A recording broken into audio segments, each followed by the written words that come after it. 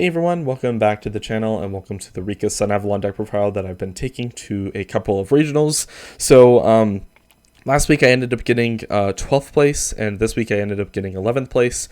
Top 8 was the cutoff. However, this week, my last match was against one of my friends, and I decided to give him the win so he could get the top 8. And it was definitely possible for me as an X2 to get top 8. However, the tiebreakers just weren't quite there, so I got 11th. So a little unfortunate, but I definitely could have made top 8, especially because we played the day before round 1. So we got a draw, and if that would have happened, I definitely would have made top 8, assuming that we actually played and we got the draw. It's pretty cool. I will go over the list. It's actually just really fun to play this deck. I think I'm done for it right now. I think that this is going to be the last event that I played it in. For the next couple of weeks I want to try something else. So yeah. Another thing I want to say is that I'm probably going to be leaving the deck list in the link below, on the top of the description. So if you don't want to care about the deck profile or anything like that, or you could just put this in the background while you look at the deck profile, which either is fine. So yeah, 2 copies of Loci. I don't play 3 because it can definitely clog your hands and you can only do the combo once. So do you ever need the third? Not really. We also play 1 copy of 1 for 1. This card's also insane because it gets you in between engines. Similarly, another card that gets you in between engines is your Lone Fire Blossom, because this gets you either engine. This can get you the Sunavalon engine, or this can get you the Rikka engine, which is really good. So I am really glad that I played the Lone Fire Blossom at 3. I think there was a list last week that played it at 2. I really wanted to maximize the potential of my Gamma resolving on an Ash, but realistically, maybe I should have played just 3 petal, 2 of this. But I think that the 3 was fine. Drawing multiples of this was great because you could just normal summon 1, and then throughout your combo you could just use Snowdrop to summon the second one. So you don't really miss out on anything. And worst case scenario, you just save this for follow up for the next turn. So I think that having the multiples of the Lone Fire Blossom is better than the 3 petal, especially in those scenarios. Whereas drawing 2 petal is really awkward. So I don't know, that's just my idea behind it. I don't know if it's correct, but yeah. Also 3 copies of Unexpected Die. Obviously this card's just insane. Just you don't even normal summon this. Is just e-telly for the deck. It's crazy. So yeah, summon Loci from the deck for free. We play the 2 bricks. We play Sowing and Twin. Sowing's protection effect never came up for me, but it is a really cool thing that's there. A lot of times I would just draw this card though, but I mean, if you draw these cards, it's fine because if you open Die, you could just normal summon Twin, and then you're in the same position pretty much. So it's all right. Then for the Rikka cards, we're on 2 copies of Petal. Card's just busted. Every turn it comes back. This would win you games on the follow-up because your opponent would crack your board somehow. They would Dark Ruler, and then they would just play through Sheet Princess, which is crazy. But then on the end of their turn, you would just summon the Petal back, and then you would have enough to just push through. And then they're not going to survive Sheet twice in a row. So being able to just grab the Sheet back with Strenna was just OP. And so you would just kill them on the follow-up, and just grind, which is crazy. I beat Flunderies in the grind because I could just grab Sheet back, and then I would just tribute Empen for cost. It was crazy. But yeah, sorry, that is my alarm. I woke up a little early this morning. 3 copies of Glamour. Cards insane. Being able to tribute any plant just to get access to Strenna for free is just broken. Also being able to tribute your opponent's monsters for Rhoda 2 is just insane, especially because you are searching a monster negate. So you're trading their monster for a monster negate, which is insane. That just immediately answers 2 cards. So yeah, no, that's actually just insane. 3 copies of Cone. This gets you every spell trap in the deck, which is really insane. It gives you the best one, which is Sheet. So this card is just so busted.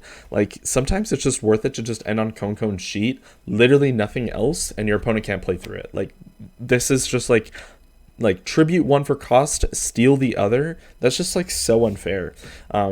So yeah, and being able to add this back with Strenna is just really strong as well. 3 copies of Princess. I was on 2 for a while, and a lot of times in games 2 and 3, I would just side out the third.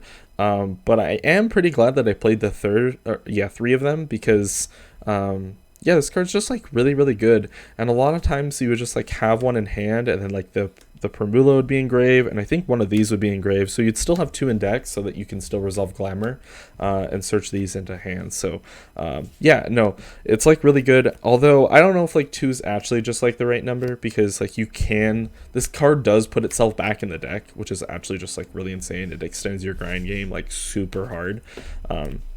But I don't know. I mean, we'll have to see as time progresses if 2 or 3 is the right number. But for right now, I'm enjoying 3. I think that it works really well.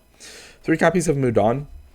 So this also helps you like extend through any hand trap, which is crazy, because if you get like Veilered or Impermed, you can just like tribute it, summon this, or Cone. Cone sets Sheet, and then you can just pass. And like even then, that's still like Sheet Cone. Like your opponent can't really play through that a lot of the time. So it's like really, really good. Another really cool thing is that if you do like Sunavalon combo and you get stopped on Dryas, you can just use this to like tribute summon itself. And if you specifically die, you can actually still do the full combo, because you can go summon this, search for Sheet, or sorry, not Sheet, for Cone, and then you Cone set Glamour. Glamour tributes this. You summon the Princess and Primula, make Strenna, and the detach summon back or add back Loci, and then you can normal summon Loci because you haven't used your normal summon yet. And then you just do the full combo again with a Strenna on board, which is really insane. So yeah, no, it's like actually just like really good to do that. Snowdrop, a similar thing you can actually do with this as well. I mean, sometimes in certain scenarios, if you have like Loci in hand or Lone Fire in hand, and you get stopped on your Dryas, you can just like summon this and Lone Fire or Loci, and then Lone Fire tribute, summon Loci from deck, and then Loci goes into the Dryas again, and then you just do full combo again. So sometimes that comes up, but it's not as often because it's a one of, so it's like not all the time. But that's like just like the basic idea of how you can play through hand traps. Then speaking of hand traps, we are on 3 copies of Infinite Impermanence, the Gamma package. We are also on 3 copies of Super Poly. So the idea with these cards is that they're good going first or second, which is really cool, because obviously you can just like set this, and then with this you can like Gamma if they like Ash your Lone Fire or your Unexpected Die, and then this if they are able to, if you're against tier elements and they are able to establish a Winda with the Kikalos, you can just use the Super Poly and fuse the Kikalos in the Winda, which didn't come up for me, but I mean it's cool in theory, I guess. But this card's also really good, especially because you can just like set this because of Garu's existence and like just like use it as an interruption on their turn. So like this card's just like insane, super high value. However, in the future I might change these 7 cards because like I don't know, I think that the Super Polys were like really cool and they were just like really, really good cards, but at the same time I feel like it's going to be better if it's something else. And having the fusion monsters in the extra deck took up a lot of space, which you'll have to see. My extra deck is like really tight. I don't think that there's any like sort of changes you can really make.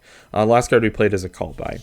But yeah, I think that in the future, this is probably going to get changed, and this is probably going to get changed. I don't know to what yet.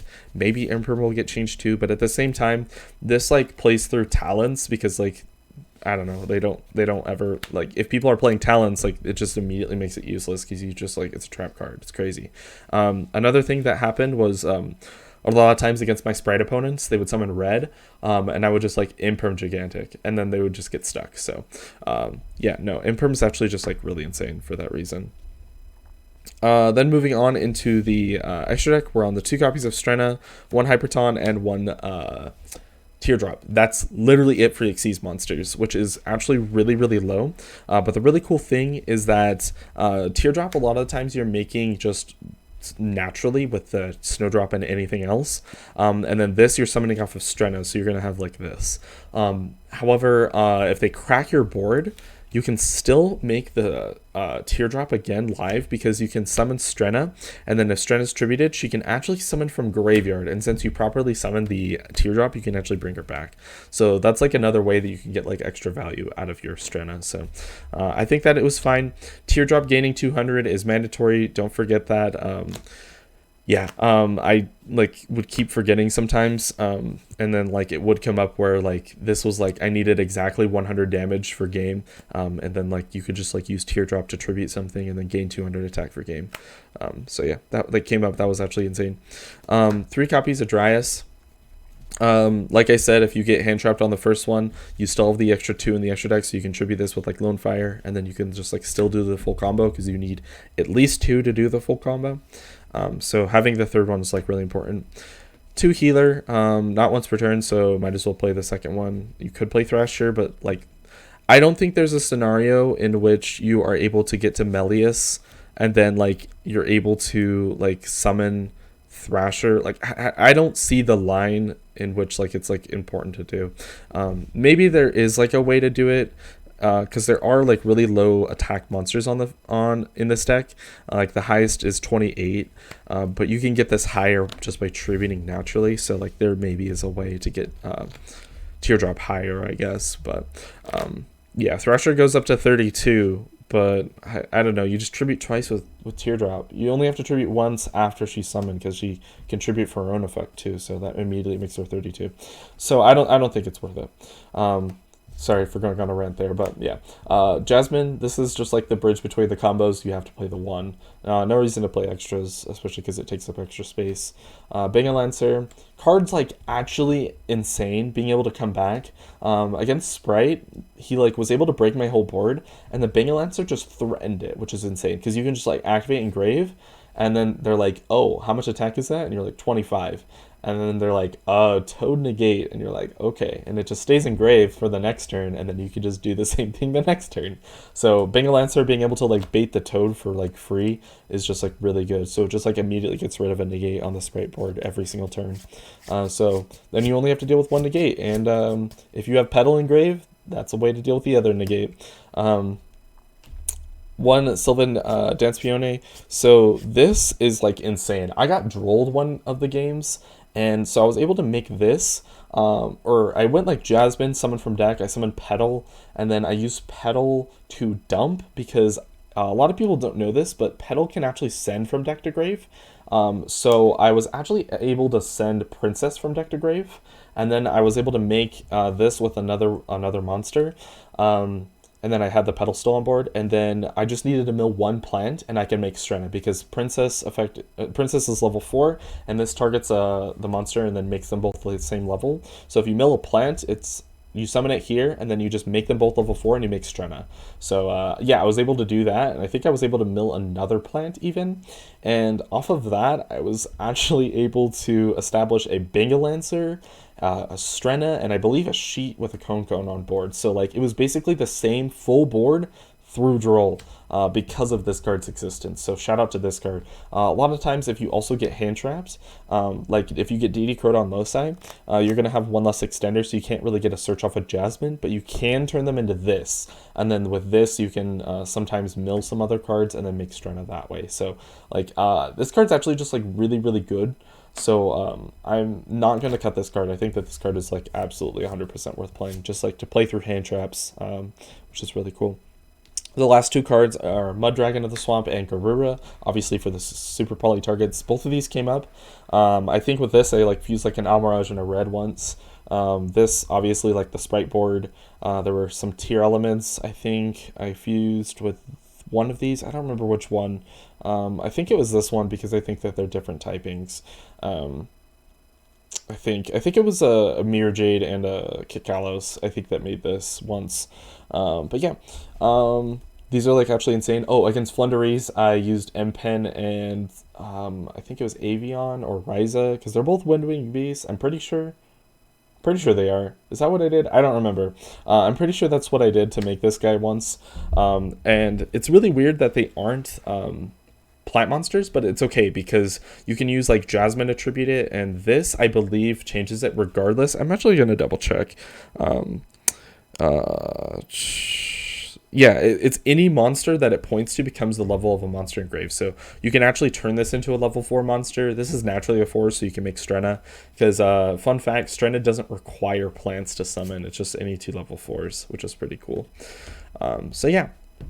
Moving on to the side deck, for going first cards, we played a Pointer, the Red Lotus, which was like actually really cool. The main reason I played this was because this deck loses to evenly, so if I was able to use this to like hit evenly out of the hand, then like I could like maybe play through like the rest of the hand. Um, if they don't have evenly, then you just like hit the best card in their hand, which actually came up once. I hit like the best card out of his hand. He had a pass, and I was also on a brick hand, and then I top deck Unexpected Die, and I was able to kill him through it. So it was like actually insane. So yeah, this card's really cool. I was very happy with it, although it might get changed, but we'll have to see as I keep playing. So 3 copies of Cosmic and 3 copies of Evenly Matched, just like back row removal in general. The Cosmics maybe should be twins, but like I don't know. We already discard a lot in this deck with like the between the 1-for-1 and the super poly, so maybe the discard isn't that worth it because sometimes you just need the card advantage in your hand. So I don't know. It's worth considering, or maybe this can be like Lightning Storms, but I don't want to lose to Anti-Spell because obviously that stops Sowing, which is like the main combo piece. It also stops Cone and Glamour. So yeah. Those are fine as well. Evenly was also played because obviously it's an out to the anti-spell, which is nice. 3 copies of Nibiru was another card that we played, just like board breaker stuff. It's also important to note that he's a rock, which really sucks because your pedal can't come back if this is on board. But you can still, like I said, make Jasmine, tribute this. You can make... that's pretty much it. I mean, I guess the Sylvan Lake can change its level, so you can work with that as well. So, yeah, nothing really to say about that.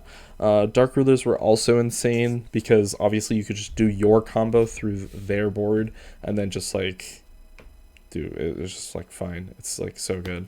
But yeah, I like 2-0'd Sprite once because of Dark Ruler, so it's like insane.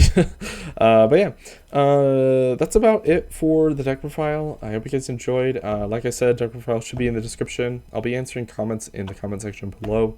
With all that said, I will see you guys later. Probably not with another Sunavalon Rikka deck profile, but maybe with something else, so we'll have to see. Anyways, thanks for watching, and I'll see you guys later.